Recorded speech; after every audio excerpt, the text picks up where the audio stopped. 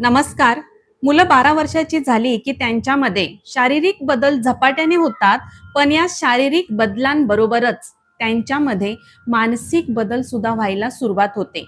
आता हे मानसिक बदल कोणते आहेत? तर त्यांची अशी समज होते, त्यांची अशी कन्सेप्ट तयार होते, की आता आपण मोठे झालोय आणि आता आपल्याला स्वातंत्र्य मिळायला पाहिजे.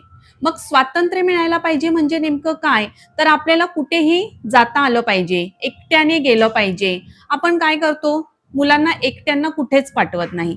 रस्ता जरी क्रॉस करायचा असेल, तरी आपल्याला भीती वाटते. मग आपण त्याला सूचना देतो. नीट रस्ता क्रॉस कर, गाड्या बघून जा, नीट जा, जाशील ना नीट? हे जे आपण बोलत असतो, त्या सुद्धा सूचनांचा मुलाला आतल्या आत राग येत असतो. आता तो मुलगा आहे किंवा ते आपलं मूल आहे आणि आपण पॅरेंट आहोत, म्हणून बऱ्याच वेळा मुलं उलट नाही बोलत आपल्याला, उलट उत्तर नाही देत. पण मग या उलट उत्तर न देण्याचं रूपांतर त्यांच्या शांत राहण्यामध्ये होतं किंवा बऱ्याच वेळा अशी मुलं चिडचिड करायला लागतात. जे तुम्हाला उलट उत्तरं नाही देऊ शकत, मग ते बाकीच्या गोष्टींमध्ये चिडचिड करतात. आता इकडे आई-वडिलांचा दोष नाहीये. आई-वडील आई-वडिलांच्या जागी बरोबर आहेत. मुलांची काळजी करतायत, त्यांच्या काळजीपोटी, प्रेमापोटी बोलतायत.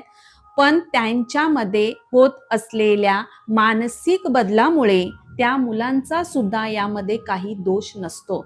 तर इकडे आपण पालकांनी एक काळजी घेतली पाहिजे, की त्यांच्यातल्या त्या बदलाचा, कारण शरीरामध्ये तर बदल होत आहेत, हार्मोनल चेंजेस तर होतच आहेत, जसं मी तुम्हाला मागच्या व्हिडिओमध्ये सांगितलं. पण मानसिक बदल हा सगळ्यात मोठा त्यांच्या शरीरामध्ये होत असलेला बदल सुरू असतो या वयामध्ये आणि याच वयामध्ये आपल्याला त्यांना त्यांच्या कलेने सांभाळून घ्यावं लागतं.